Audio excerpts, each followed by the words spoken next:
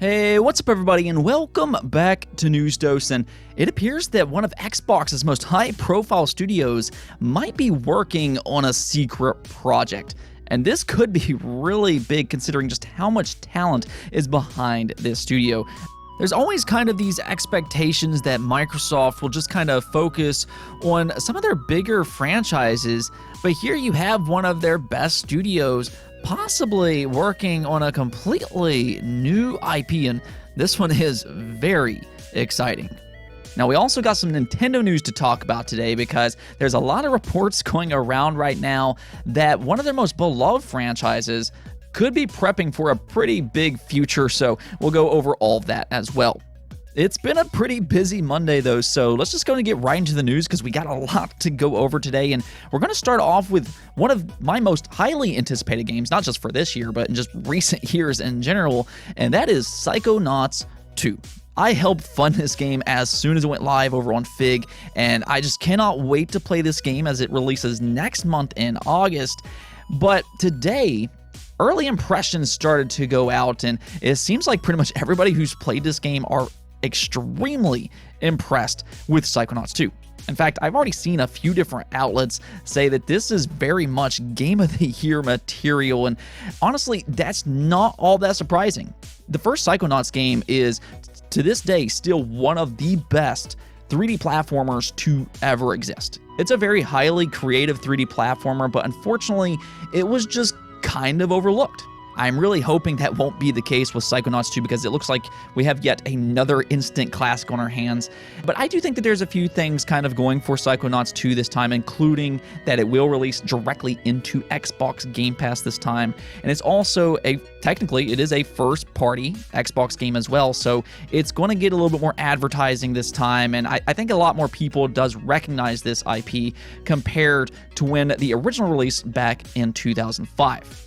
But yeah, you can definitely tell that this is already going to be a very high quality game, whether you base it off of these early impressions, which all just seems to be praising just how good this game actually is, or you can actually check out the new story trailer that released today, which again, it just looks outstanding. Definitely go check that out. But we do actually have a little bit more news beyond just the impressions for Psychonauts 2, because now we have some confirmed performance targets for each individual platform. Of course, Psychonauts will be available on Xbox, PlayStation, and PC. And yeah, let's just go check this out. And right away, you can clearly see that the Xbox Series X is the just runaway winner here with 4K resolution and also 60 frames per second, though you do have an option to play it on 120 frames per second mode. The Xbox Series S also performs really well, which again, you can get either 60 frames per second or 120 frames per second. But here's the thing. The Xbox Series will be the only native next-generation experience, as the PlayStation 5 version will actually run through backwards compatibility, and you can clearly see here that, yes, the Xbox Series version will run much better. Of course, you can still play on the PlayStation 5, and it will run phenomenally well at 60 frames per second, but unfortunately, you won't have that 120 frames per second mode or HDR capability. Nonetheless, it does look like Psychonauts 2 will be running pretty well on each individual platform, and yeah, I just cannot wait to play this game. Luckily, we won't have to wait too long as it does release on August 25th. Now, we also got a pretty massive acquisition to talk about, and this is for Sumo Digital. Sumo Digital has been in the rumor mill for quite a while that somebody was going to acquire them, and well, that did come true today as Tencent acquired them for $1.27 billion. Yeah, Tencent has been in that acquisition business for a while, and they definitely put a lot of money towards Sumo Digital here, and for good reason. Sumo Digital has been a pretty talented studio in recent years that's worked on some pretty big franchises, whether they help support other games or build games from the ground up, such as Sackboy: A Big Adventure. You also have Crackdown 3. They've worked on Forza Horizon 4. They've worked on Sonic Team Racing and just so many more. Sumo Digital is definitely a talented studio, so it's not surprising that Tencent swooped in and picked them up. Now, I think there's going to be some disappointment with fans of PlayStation and Xbox because there was some hope really on both sides that one of them would pick up Sumo Digital specifically, but they kind of let this one slip through their fingers. Now, at the same time, it does appear that maybe Xbox and PlayStation could continue to work with Sumo Digital in the future. Keep in mind that Tencent is a third-party publisher, and as Daniel Ahmad over on Twitter noted, Tencent will continue to support Sumo on these work-for-hire projects, but the company could also be an invaluable partner for Tencent as it looks to push into the AAA game space itself with its own projects.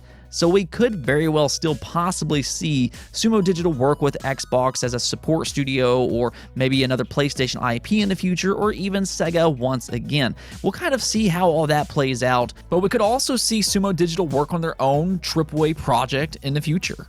And you know what? That's actually pretty exciting because, again, Sumo Digital is a talented studio. Now, I know Tencent isn't necessarily a beloved publisher per se, but we'll kind of see how all this plays out.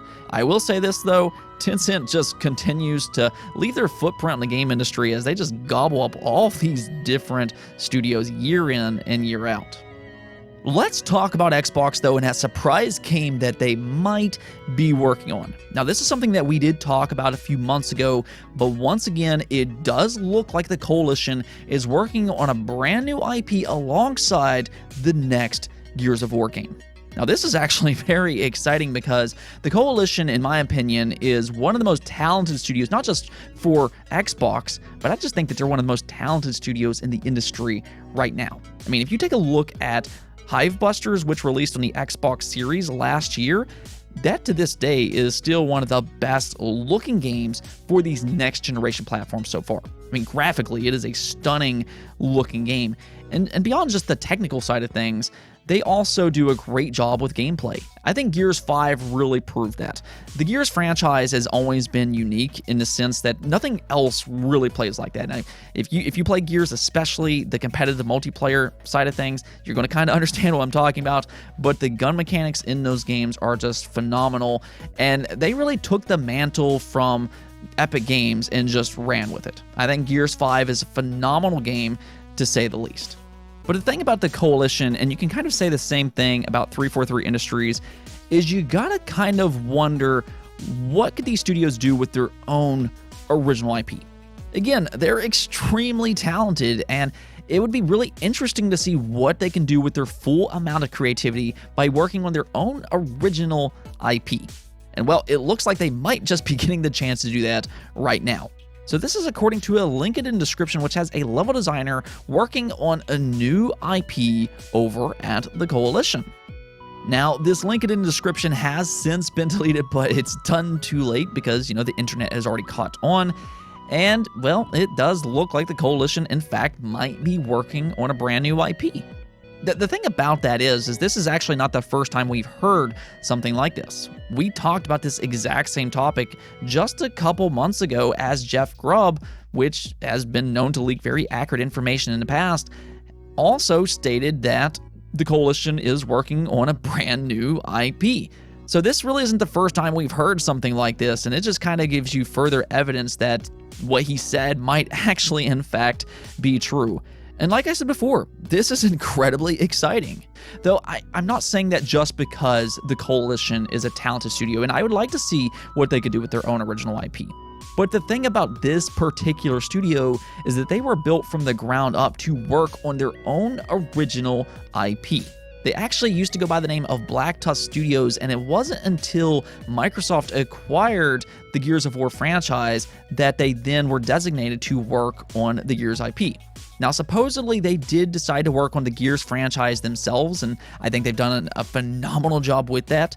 Gears is one of my favorite franchises ever, but this is a studio that had aspirations to work on their own original IP. And I would like to see them get the chance to go through with that. And in fact, at one point in time, they did release a tech demo by the name of Shanghai Heist that fans were really excited about. This was like some secret agent game, and it did look pretty interesting. But this game did get put on the back burner as they then focused on the Gears franchise from that point forward. Though if it is true that they're working on a new IP, they could go back to that game once again.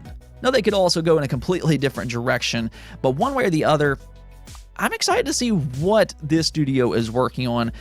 I mean, not only are they going to be working on the Gears franchise, which of course I love, but we can also get a new IP from them.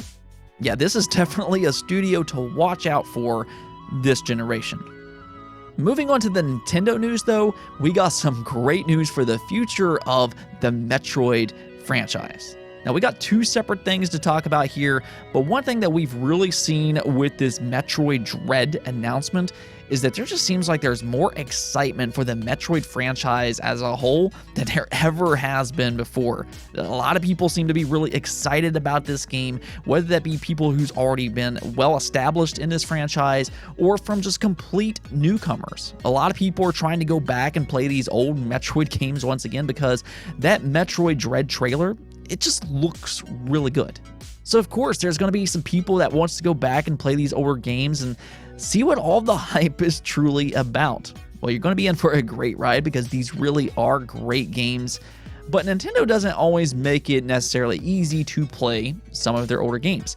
Truthfully, these Metroid games should probably be available on one of the most popular devices of all time, and that is the Nintendo Switch. But for the most part, if you do want to play some of the old Metroid games, you kind of got to go back to the Nintendo Wii U and play them on there. Now, the problem with that is a lot of people don't actually own the Wii U, so it would be great if Nintendo would maybe, I don't know, port one of their most beloved franchises to the Nintendo Switch. It would make sense, especially with not only Metroid Dread coming, but also Metroid Prime 4. Well, according to the well-respected VentureBeat journalist Jeff Grubb, they might actually be doing just that. So over on the Giant Bomb show this weekend, Jeff Grubb had something very interesting to say about Metroid Prime Trilogy for the Switch. And this is what he had to say. The game is done and Nintendo is holding it. I think Metroid Prime Trilogy is done, and whether or not Nintendo releases it, now or later, depends on other factors. And okay, that is fantastic news if it's true. Though interestingly enough, the story goes a little bit further than just that. Imran Khan also said something very similar back in 2019, and the Video Game Chronicles, which is another respected outlet, says that they have been told something similar independently. So here you have three different sources all saying something very similar, that Nintendo very well possibly could have Metroid Prime Trilogy ready to go on the Nintendo Switch, but they're just simply holding it, which honestly, they've done things like this in the past. And this also would make sense with Metroid Prime 4 coming to the Switch.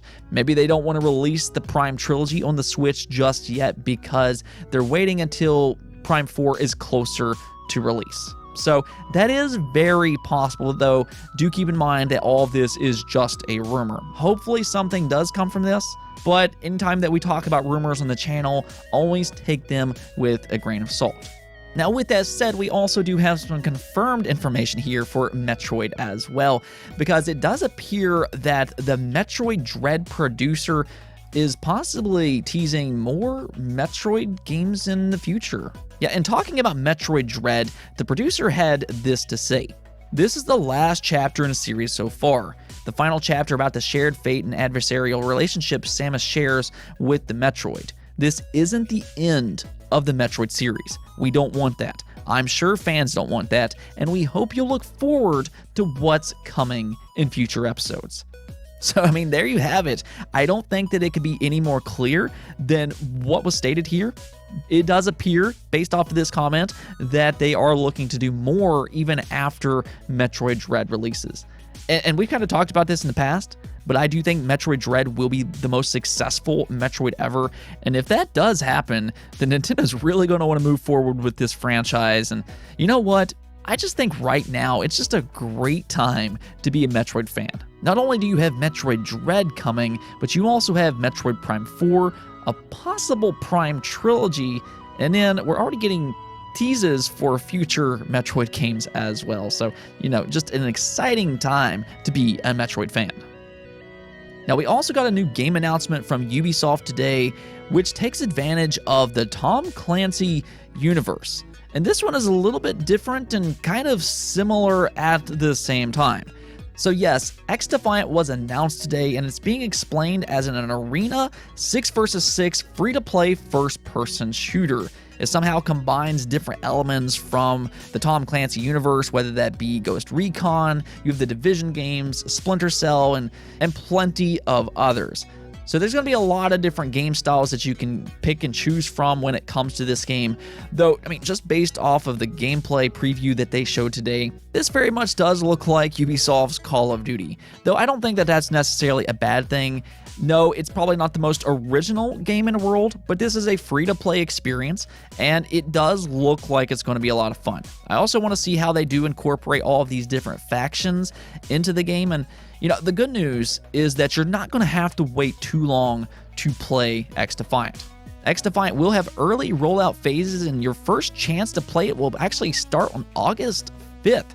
So there you have it. You won't have to wait too long to play this game, and again, it looks like a lot of fun. It's an arena shooter, so it's a little bit different than what we've been seeing with all of these battle royales, and I'll be interested to see how this one turns out. And onto the poll of the day.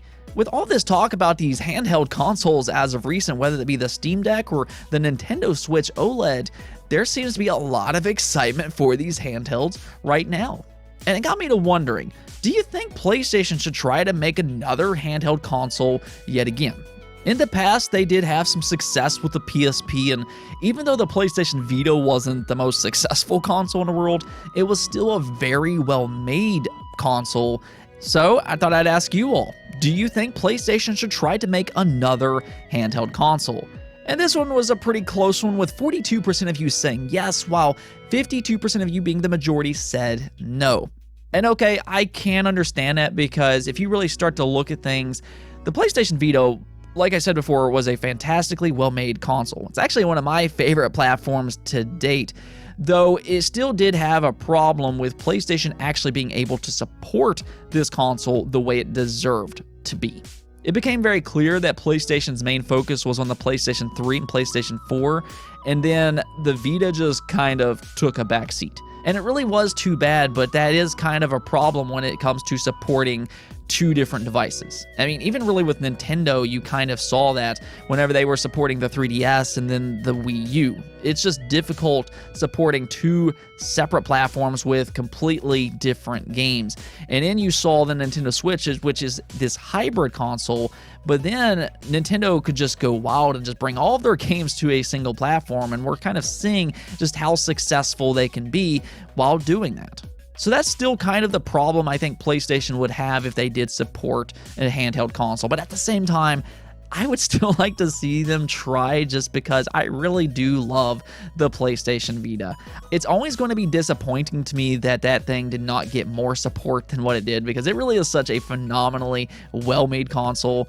I mean, if you really start to think about it, here you have this Nintendo Switch OLED, which Nintendo was making a big deal out of because it has an OLED screen. But meanwhile, you had the PlayStation Vita that launched back in, like 2011, and it had an OLED right out of the gate. Yeah, you talk about having a platform ahead of its time, there you go. In fact, I would say the Vita has aged incredibly well even all these years later. But yeah, I would kind of like to see PlayStation give it another try, but at the same time, it really comes down to, can they support two separate platforms, being the PlayStation 5 and then the Vita, and then they also have PSVR to support as well. So the question just comes in, can they actually support all of these different platforms, or can they find a way to make it work in how Nintendo did with the Nintendo Switch? I think that's the big question for a PlayStation handheld console. Still, I have to say, I really would like to see them just try one more time for a PlayStation handheld. Anyways, though, that's it for this episode, but if you like the video, don't forget the bell notification and subscribe button for more content just like this. Also, if you'd like to support the channel through Patreon, thank you for making this content possible. Peace out.